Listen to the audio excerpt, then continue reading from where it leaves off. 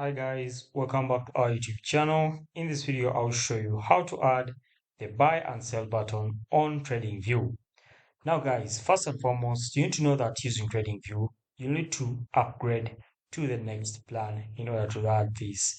So you can see over here guys, I'm using the free trial plan, but if I upgrade or if I add the new version, then I'll be able to add these buttons. But basically, I can show you the steps through which you can add these buy and sell buttons. So step number one, click on this plus icon over here. Now, once you click on the plus icon, go ahead and choose what you want to trade. For example, I want to trade this commodity called gold.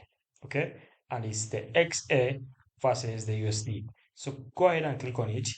Once you click on it, you then go ahead and click on this plus icon just besides it, and then it will be added into your list. Now, once you click on it, you just come back over here and click on these three lines.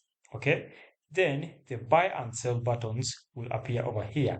You just need to check mark the ones you want, then you go ahead and start running your trades. Otherwise, guys, that's it for me. Thanks for watching, guys. Like and subscribe. We shall meet